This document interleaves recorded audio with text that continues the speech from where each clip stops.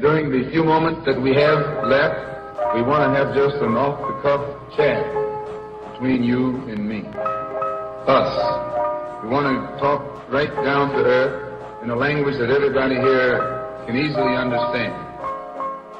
We all agree tonight, all of the speakers have agreed that America has a very serious problem. Not only does America have a very serious problem, but our people have a very serious problem. America's problem is us. We're her problem. The only reason she has a problem is she doesn't want us here. And every time you look at yourself, be you black, brown, red, or yellow, a so-called Negro, you represent a person who poses such a serious problem for America because you're not wanted. Once you face this as a fact, then you can start plotting a course that will make you appear intelligent instead of unintelligent. What you and I need to do is learn to forget our differences. When we come together, we don't come together as Baptists or Methodists. You don't catch hell because you're a Baptist, and you don't catch hell because you're a Methodist. You don't catch hell because you're a Democrat or a Republican. You don't catch hell because you're a Mason or an Elk. And you sure don't catch hell because you're an American, because if you was an American, you wouldn't catch no hell. You catch hell because you're a black man. You catch hell, all of us catch hell for the same reason. So we are all black people, so-called Negroes, second-class citizens, ex-slaves. You are nothing but an ex-slave. You don't like to be told that. But what else are you? You are ex-slave. You didn't come here on the Mayflower. You came here in a slave ship, in chains, like a horse or a cow or a chicken. And you were brought here by the people who came here on the Mayflower. You were brought here by the so-called pilgrims or founding fathers. They were the ones who brought you here. We have this in common. We have a common oppressor, a common exploiter, and a common discriminator. So once we all realize that we have this common enemy, then we unite on the basis of what we have in common. And what we have foremost in common is that enemy, the white man. He's an enemy to all of us. I know some of you all think that some of them aren't enemies. Time will tell. In Dung, back in, I think, 1954, was the first unity meeting in centuries of black people. And once you study what happened at the Dung Conference and the results of the Dung Conference, it actually serves as a model for the same procedure you and I can use to get our problem solved. At Dung, all the nations came together. There were dark nations from Africa and Asia. Some of them were Buddhists. Some of them were Muslims. Some of them were Christians, some of them were Confucian, some were atheists. Despite their religious differences, they came together. Some were communists, some were socialists, some were capitalists.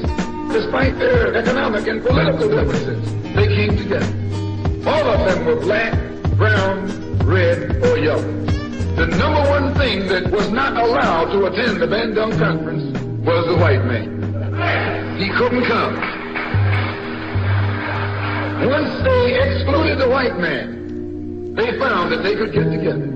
Once they kept him out, everybody else fell right in and fell in line. This is the thing that you and I have to understand. These people who came together didn't have nuclear weapons. They didn't have jet planes. They didn't have all of the heavy armaments that the white man has. But they had unity.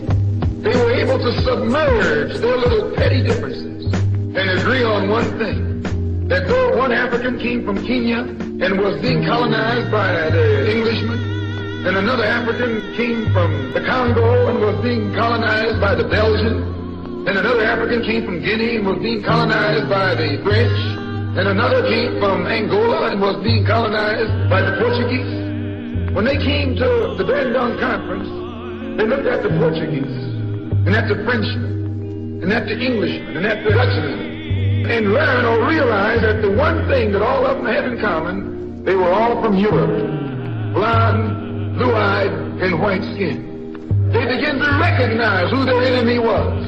The same man that was colonizing our people in Kenya was colonizing our people in the Congo. The same one in the Congo was colonizing our people in South Africa and in southern Rhodesia and in Burma and in India and in Afghanistan and in Pakistan. They realized all over the world where a dark man was being oppressed, he was being oppressed by the white man. Where the dark man was being exploited, he was being exploited by the white man. So they got together under this basis that they had a common enemy. And when you and I here in Detroit and in Michigan and in America, who have been awakened today, look around us, we too realize here in America, we all have a common enemy. Whether he's in Georgia or Michigan, whether he's in California or New York, he's the same man. Blue eyes and blonde hair and pale skin. So what we have to do is what they did. They agreed to stop quarreling among themselves. Any little spat that they had, they settled it among themselves. Go into a huddle. Don't let the enemy know that you got a disagreement. Instead of us airing our differences in public, we have to realize we're all the same family. And when you have a family squabble, you don't get out on the sidewalk. If you do, everybody calls you uncouth, unrefined, uncivilized, savage. If you don't make it at home, you settle it at home. You get in the closet, argue it out behind closed doors. And then when you come out on the street, you vote for a common front, a united front. And this is what we need to do in the community and in the city and in the state. We need to stop airing our differences in front of the white man. Put the white man out of our meeting, number one, and then sit down and talk shop with each other. I would like to make a few comments concerning the difference between the Black Revolution and the Negro Revolution. Are they both the same? And if they're not, what is the difference? What is the difference between a Black Revolution and a Negro Revolution? First, what is a revolution? Sometimes I'm inclined to believe that many of our people are using this word revolution loosely, without taking careful consideration what this word actually means and what its historic characteristics are. When you study the historic nature of revolution, the motive of a revolution, the objective of a revolution, and the result of a revolution, and the methods used in a revolution, you may change words. You may devise another program. You may change your goal and you may change your mind. Look at the American Revolution in 1776. That revolution was for what? For land. Why did they want land? Independence. How was it carried out? Bloodshed. Number one, it was based on land, the basis of independence. And the only way they could get it was bloodshed. The French Revolution, what was it based on? The landless against the landlord. What was it for? Land. How did they get it? Bloodshed. Was no love lost. Was no compromise. Was no negotiation. I'm telling you, you don't know what a revolution is. Because when you find out what it is, you'll get back in the alley. You'll get out of the way. The Russian Revolution, what was it based on? Land. The landless against the landlord. How did they bring it about? Bloodshed. You haven't got a revolution that doesn't involve bloodshed. And you're afraid to bleed. I saw if you're afraid to bleed. As long as the white man sent you to Korea, you bled. He sent you to Germany, you bled. He sent you to the South Pacific to fight the Japanese, you bled. You bleed for white people. But when it comes time to seeing your own churches being bombed and little black girls murdered, you haven't got no blood.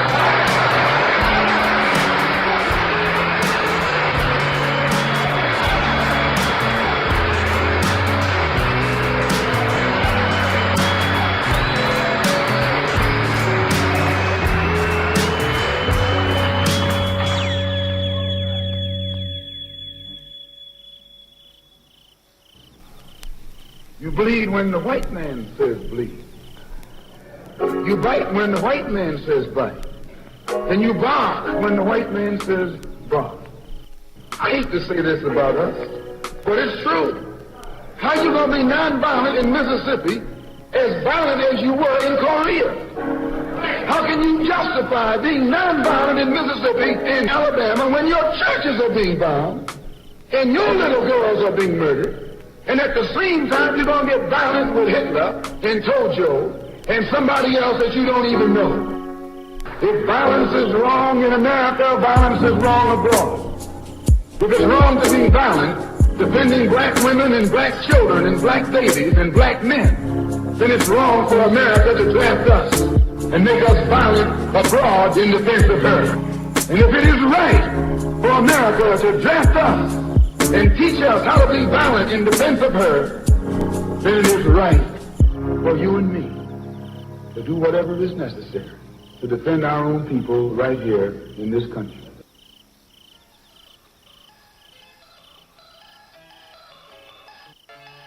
Of all our studies, history is best qualified to reward all research. And when you see that you got problems, all you have to do is examine the historic methods used all over the world by others who had problems similar to yours. And once you see how they got theirs straight, then you know how you can get yours straight.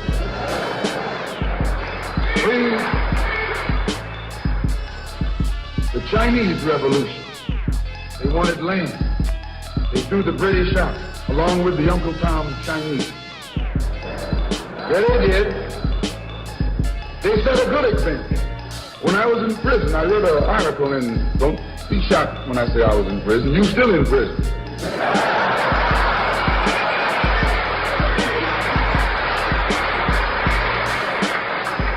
That's what America means, prison. When I was in prison, I read an article in Life magazine showing a little Chinese girl, 9 years old. Her father was on his hands and knees, and she was pulling the trigger because he was an Uncle Tom Chinese. When they had the revolution over there, they took a whole generation of Uncle Tom, just wiped them out. And within 10 years, that little girl became a full-grown woman. No more Toms in China. And today is one of the toughest, roughest, most feared countries on this earth by the white man, because there are no Uncle Toms over there. There's been a revolution, a black revolution going on in Africa. In Kenya, the Mau Mau were revolutionaries. They were the ones who made the word uhuru. They were the ones who brought it to the fore. The Mau Mau, they were revolutionaries. They believed in scorched earth. They knocked everything aside that got in their way. And their revolution also was based on land, a desire for land. In Algeria, the northern part of Africa, a revolution took place. The Algerians were revolutionaries. They wanted land. France offered to let them be integrated into France. They told France to hell with France. They wanted some land, not some France. And they engaged in a bloody battle. So I cite these various revolutions, brothers and sisters, to show you, you don't have a peaceful revolution. You don't have a turn the other cheek revolution. There's no such thing as a non-violent revolution. The only kind of revolution that's non-violent is the Negro revolution. The only revolution based on loving your enemy is the Negro revolution.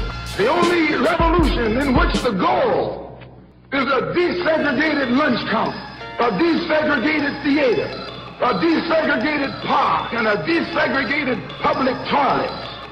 You can sit down next to white folks on the toilet. That's no revolution. Revolution is based on land. Land is the basis of all independence. Land is the basis of freedom, justice, and equality. The white man knows what a revolution is. He knows that the black revolution is worldwide, in scope and in nature. The black revolution is sweeping Asia, sweeping Africa. It's rearing its head in Latin America. The Cuban Revolution, that's a revolution. They overturned the system.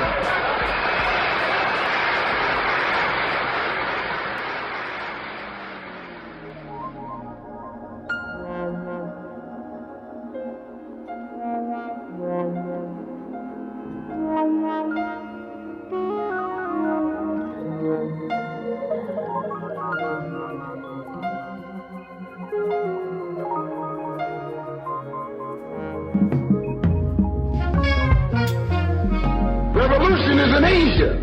Revolution is in Africa. And the white man is screaming because he sees revolution in Latin America. How do you think he'll react to you when you learn what a real revolution is? You don't know what a revolution is. If you did, you wouldn't use that word. A revolution is bloody. Revolution is hostile. Revolution knows no compromise. Revolution overturns and destroys everything that gets in its way. And you sitting around here like a knot on the wall saying, I'm going to love these folks no matter how much they hate me. No, you need a revolution. Who ever heard of a revolution where they lock arms, as Reverend Flint was pointing out beautifully, singing, we shall overcome. Just tell me you don't do that in a revolution. You don't do any singing, you're too busy swinging.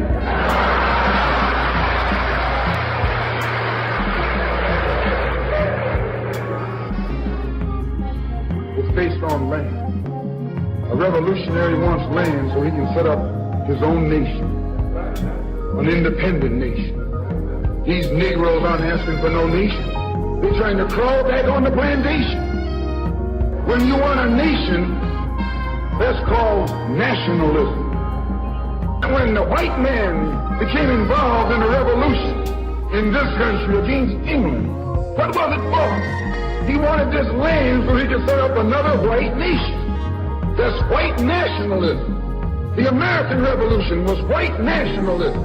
The French Revolution was white nationalism. The Russian Revolution, too, yes, it was white nationalism. You don't think so? Why you think Khrushchev and Mao can't get their heads together? White nationalism. All the revolutions that's going on in Asia and Africa today are based on what? Black nationalism. A revolutionary is a black nationalist. He wants a nation.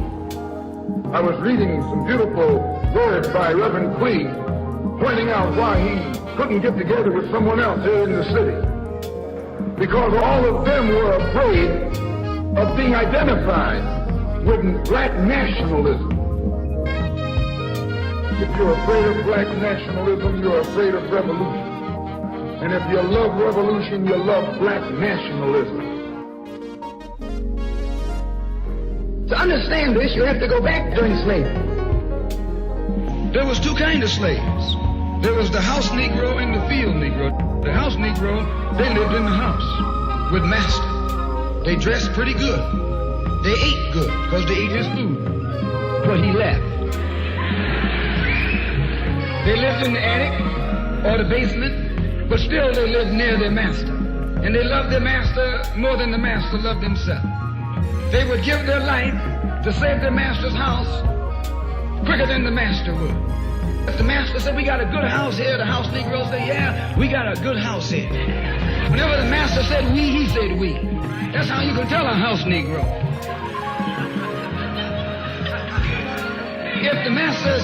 If the master's house caught on fire, the house Negro would fight harder to put the blaze out than the master would. If the master got sick, the house Negro would say, what's the matter, boss? We sick. We sick.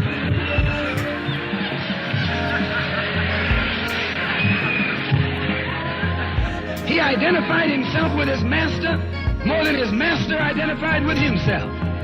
And if you came to the house Negro and said, let's run away, let's escape, let's separate, that house Negro would look at you and say, man, you crazy. What you mean separate? Where is there a better house than this? Where can I wear better clothes than this? Where can I eat better food than this? That was that house Negro. In those days, he was called a house nigger. And that's what we call him today, because we still got some house niggers running around here.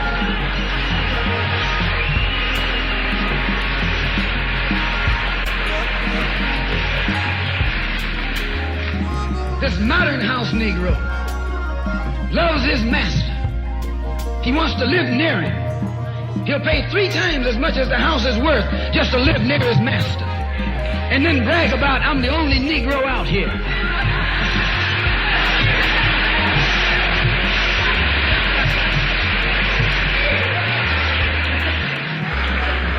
I'm the only one on my job. I'm the only one in this school. You're nothing but a house Negro. And if someone come to you right now and say, let's separate, you say the same thing that the house Negro said on the plantation. What you mean separate? From America? This good white man? Where you gonna get a better job than you get here? I mean, this is what you say. I ain't left nothing in Africa. That's what you say. Why you left your mind in Africa.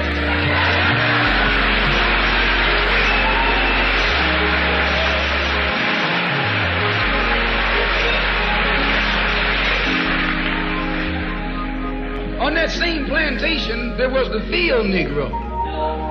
The field Negro, those were the masses. There was always more Negroes in the field than there was Negroes in the house. The Negro in the field caught hell. He ate leftovers. In the house, they ate high up on the hog. The Negro in the field didn't get nothing but what was left of the insides of the hog. They call them chitlins nowadays. In those days, they call them what they were, guts. That's what you were, a gut eater. And some of you are still gut eaters.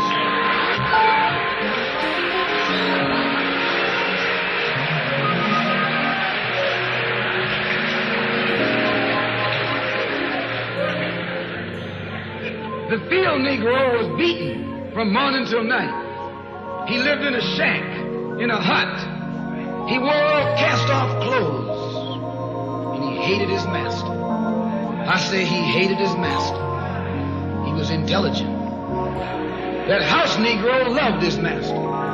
But that field Negro, remember, they were in the majority, and they hated the master. When the house caught on fire, he didn't try and put it out. That field Negro prayed for a wind, for a breeze.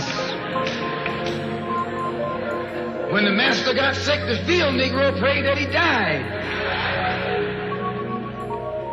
If someone come to the field Negro and said, let's separate, let's run, he didn't say, where are we going? He said, any place is better than here.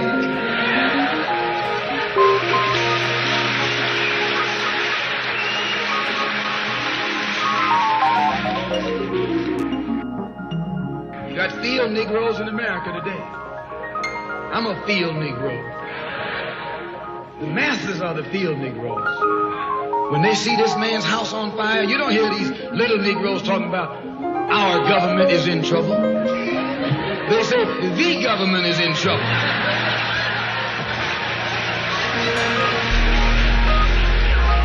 Imagine a Negro, our government.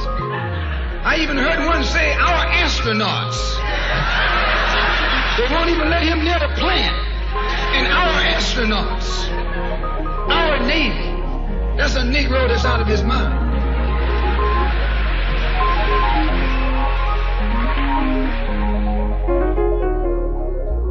Just as the slave master in that day used Tom, the house Negro, to keep the field Negroes in check, the same old slave master today has Negroes who are nothing but modern Uncle Toms, 20th century Uncle Toms, to keep you and me in check, keep us under control, keep us passive and peaceful and non-violent. That's Tom making you non-violent. The slave master took Tom and dressed him well and fed him well and even gave him a little education. Gave him a long coat and a top hat and made all the other slaves look up to him. Then he used Tom to control them. The same strategy that was used in those days is used today by the same white man. He take a Negro, so-called Negro, and make him prominent. Build him up. Publicize him. Make him a celebrity.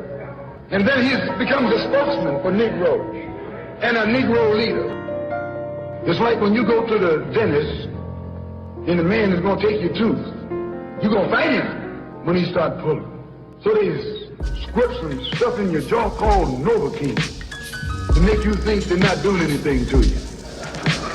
So you sit there and because you got all that Novocaine in your jaw, you suffer peacefully, blood running all down your jaw.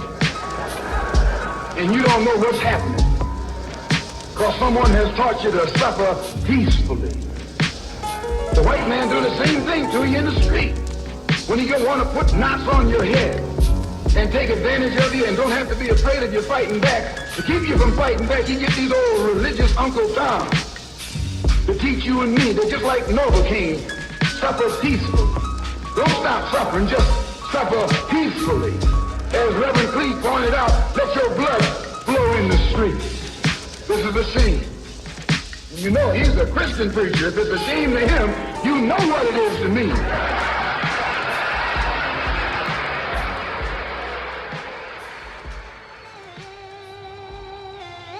There's nothing in our book, the Quran, as you call it, Koran, teaches us to suffer peacefully. Our religion teaches us to be intelligent, be peaceful, be courteous, obey the law, respect everyone. But if someone puts his hand on you, send him to the cemetery. That's a good religion. In fact, that's that old-time religion.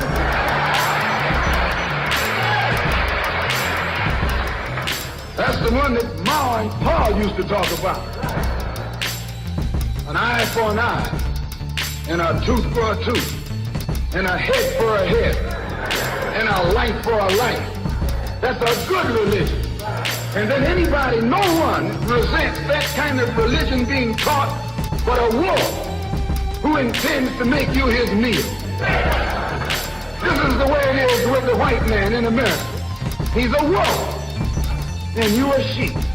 Anytime a shepherd, a pastor, teach you and me not to run from the white man, and at the same time teach us don't fight the white man, he's a traitor to you and me.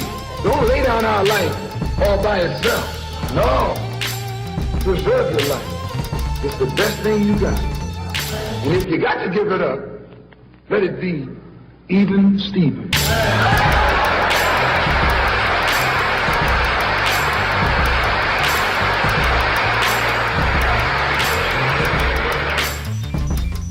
I would like to just mention one thing quickly, and that is the method that the white man uses, how the white man uses these big guns or Negro leaders against the black revolution. They're not a part of the black revolution. They're used against the black revolution. King got out and went out to California to a big rally and raised about, I don't know how many thousands of dollars. Come to Detroit and had a march and raised some more thousands of dollars. And recall, right after that, Wilkins attacked King, accused King and the Corps of starting trouble everywhere and then making the NAACP get him out of jail and spend a lot of money, and then he accused King and Corps of raising all the money and not paying it back. This happened.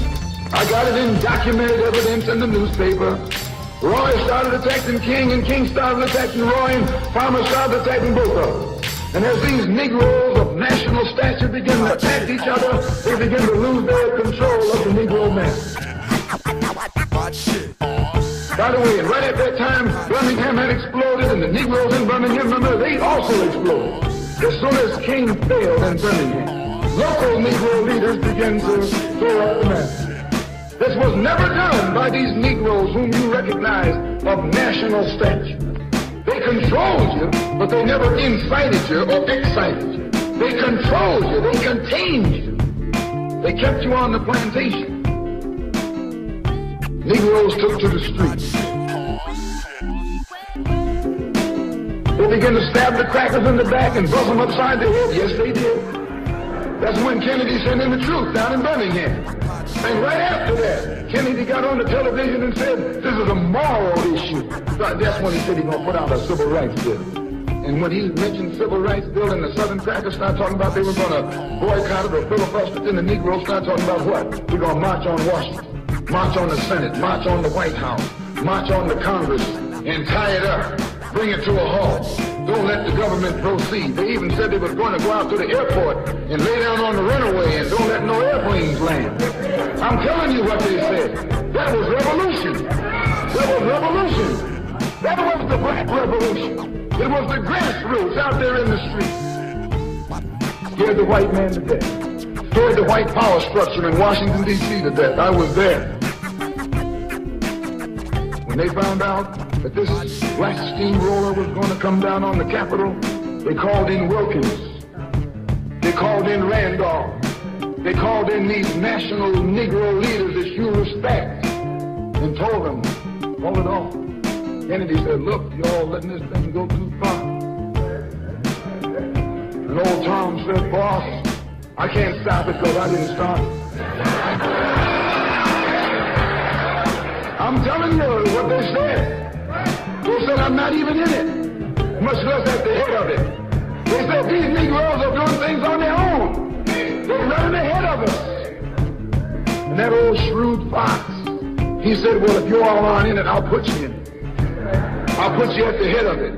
I'll endorse it. I'll welcome it. I'll help it. I'll join it. A matter of hours went by. They had a meeting at the Carlisle Hotel in New York City. The Carlisle Hotel is owned by the Kennedy family. That's the hotel Kennedy spent the night at 2 nights ago. Belongs to his family. A philanthropic society headed by a white man named Stephen Currier called all the top civil rights leaders together at the Carlisle Hotel and told them that by you all fighting each other, you're destroying the civil rights movement. And since you're fighting over money from white liberals, let us set up what's known as the Council for United Civil Rights Leadership. Let's form this council, and all the civil rights organizations will belong to it, and we'll use it for fundraising purposes. Let me show you how tricky the white man is. And as soon as they got it formed, they elected Whitney Young as the chairman. And who you think became the co-chairman? Stephen Currier, the white man. A millionaire. Powell was talking about it down at the Kobo today. This is what he was talking about. Powell knows it happened. Randolph knows it happened. Wilkins knows it happened. King knows it happened. Every one of that so-called Big Six. They know what happened.